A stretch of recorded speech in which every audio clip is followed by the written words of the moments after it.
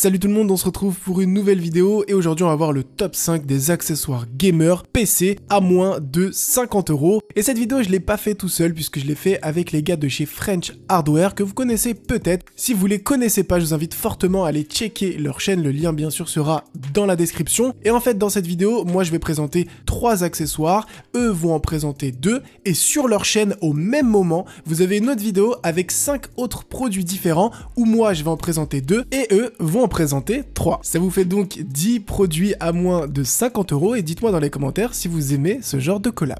Pour le produit à la 5e position, on commence fort avec le SteelSeries QCK Prism. Alors c'est un tapis de souris 320 par 270, jusque là rien d'exceptionnel, mais en fait c'est un tapis RGB double face. Donc RGB pourquoi? Puisque c'est un tapis à LED que vous pouvez configurer avec le logiciel de chez SteelSeries. La deuxième grosse particularité de ce tapis, et c'est vraiment ce qu'ils mettent en avant, c'est qu'on a une double face. En fait vous pouvez retourner le tapis comme vous le souhaitez. Vous avez une face plus lente qui vous permettra d'avoir des mouvements on va dire un peu plus précis, enfin ça va dépendre vraiment de votre style de jeu, et une surface beaucoup plus rapide où la souris va vraiment glisser limite toute seule, qui va en fait correspondre à un autre style de jeu. Ça va vraiment aussi dépendre du jeu auquel vous allez jouer, mais en tout cas SteelSeries vous donne la possibilité de choisir. Le tapis est ultra bien fini, c'est agréable à regarder, il coûte 40 € et il est à la 5e position. Bon, un tapis c'est cool, mais rien ne vaut une bonne souris et je laisse French Hardware pour vous présenter leur choix. Et on a choisi la Logitech G402. Alors franchement, j'espère que vous la connaissez, c'est un peu un best-seller, je pense qu'on peut le dire. C'est vrai. C'est l'une des souris les plus connues, mais sans aucun doute aussi la meilleure de chez Logitech. Pour son prix, environ 45 € sur Amazon, vraiment, je pense que c'est le meilleur choix qu'on puisse faire. Et en plus, elle ira super bien avec le reste du setup. Ce qu'on va faire maintenant, c'est qu'on va la déballer et vous la présenter. On passe donc maintenant à l'unboxing de la souris.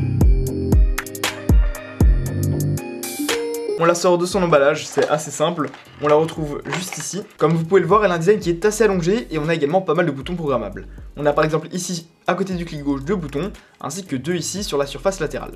On a également, donc, quand on la tient de la main droite, au niveau du pouce droit ici, un petit bouton qui permet par exemple de faire descendre la sensibilité si vous jouez au sniper, imaginons.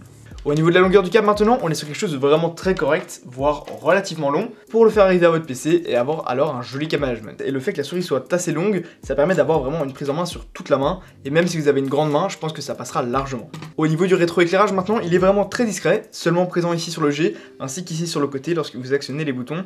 Vous avez les 3 petites LED qui s'allument. Tout ça pour dire qu'on est vraiment sur une souris très sobre et très classe, à un prix très intéressant. De plus, on est chez Logitech et au niveau de la qualité, on n'a pas à s'en faire. Pour jouer à vos jeux sur PC, il vous faut bien sûr une souris, mais aussi un clavier. Et le clavier que je vous présente, ça a été vraiment un coup de cœur pour moi et une excellente découverte de chez TT eSport, donc le Challenger Ultimate AZERTY. C'est un clavier qui coûte 38 € sur Amazon, vraiment pas cher. Et honnêtement, j'ai été surpris, et c'est rare parce que j'en ai déballé des claviers, mais là, pour le prix, on a quelque chose vraiment d'incroyable. Déjà ça commence ne serait-ce qu'à l'unboxing, puisqu'à l'intérieur tout va être bien rangé. Le clavier dispose de sa petite pochette personnelle. Vous allez avoir pas mal d'accessoires comme des touches en plus de couleurs différentes, histoire d'ajuster votre clavier à votre goût. Et vous allez aussi bien sûr avoir un câble tressé, et si vous pensiez que ça s'arrête là, eh bien non, puisque vous avez un gadget que je n'ai encore jamais vu sur un clavier, ou en tout cas jamais testé. Il s'agit d'un mini ventilateur, mais ça on en reparlera à la fin du test de ce clavier. Donc si on commence par le commencement, au niveau du design, on a quelque chose d'ultra sobre. C'est vraiment la tendance actuellement sur les claviers gamer. Fini les bandes bleues, fini les bandes vertes, on va taper sur du noir sombre, noir mat. Ensuite, au niveau du rétroéclairage, vous avez 256 couleurs, vous faites vraiment ce que vous voulez. Là je l'ai mis en rouge, mais sachez que vous avez d'autres couleurs qui sont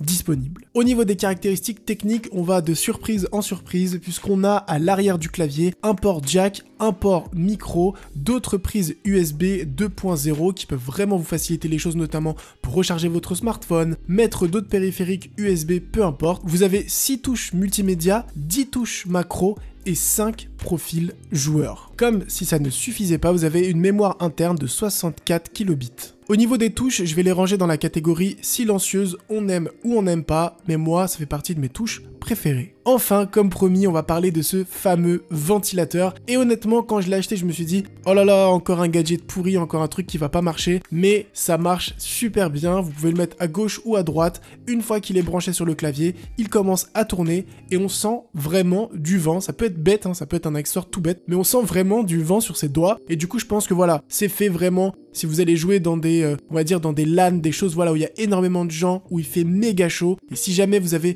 tendance à avoir les mains qui chauffent entre guillemets, bah ça peut être un gadget utile, puis c'est toujours sympa d'avoir un peu de vent sur ses doigts. Mais je crois que les mecs de French Hardware ont trouvé un autre clavier à vous présenter. Comme vous l'a dit Monsieur Game, on est cette fois-ci avec un clavier gamer un peu plus sobre et en plus de la marque Razer. C'est vrai que c'est une marque assez critiquée, mais ici pour seulement 50 €, on a quand même un clavier gamer et ma foi plutôt sympathique, semi-mécanique. Un clavier qui passe partout. Avec un repose-poignet.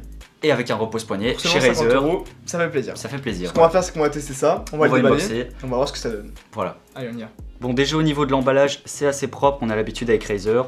On va directement donc ouvrir et voir ce qu'il y a à l'intérieur. On retrouve donc les deux parties, le repose-poignet ainsi que le clavier gamer.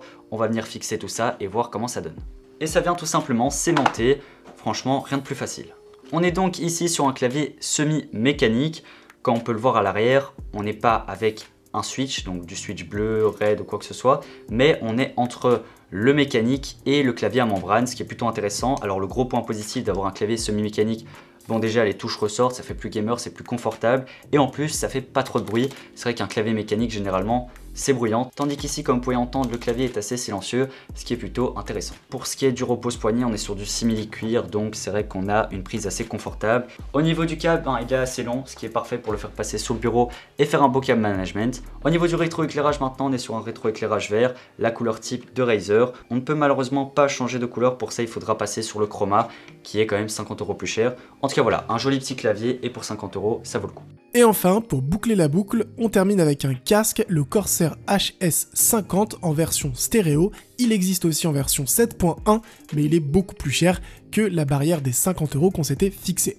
Donc c'est un casque qui va tout miser sur le confort et la qualité audio, puisque comme vous pouvez le voir à l'unboxing, on va avoir un casque circum-oral, donc qui va vraiment englober toutes vos oreilles, avec un design vraiment très très beau, bien soigné, une belle finition, et surtout, comme je l'ai dit, le confort, puisqu'on a des coussinets bien rembourrés. Au niveau de la qualité audio, on se retrouve avec un produit qui va avoir un bon mix entre les basses et les aigus. Il est compatible PC, PS4, Xbox et mobile, et je vous laisse avec le test du micro.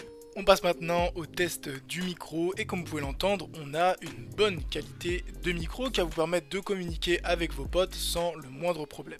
Maintenant, si vous cherchez un micro casque pour streamer, ça va pas être le bon casque puisque on entend vraiment tous les petits bruits de vent, les petits bruits de bouche, les petits bruits en arrière-plan, etc. Ça va pas être top pour les gens qui vont vous regarder, et puis la qualité micro n'est pas assez bonne en fait pour que vous ayez, on va dire, un rendu pro pour vos streams ou pour vos vidéos YouTube. Donc vous l'avez compris, le casque est bon en tout point avec un gros bonus sur la partie confort qui est vraiment ce qu'on va chercher nous en tant que gamer lorsqu'on va jouer de très longues heures. Voilà, j'espère vraiment que cette vidéo en compagnie de nos amis French Hardware vous aura plu. En tout cas moi ce fut un plaisir. N'hésitez pas à laisser un petit like. Sur ce, portez-vous bien, à une prochaine vidéo. Ciao tout le monde.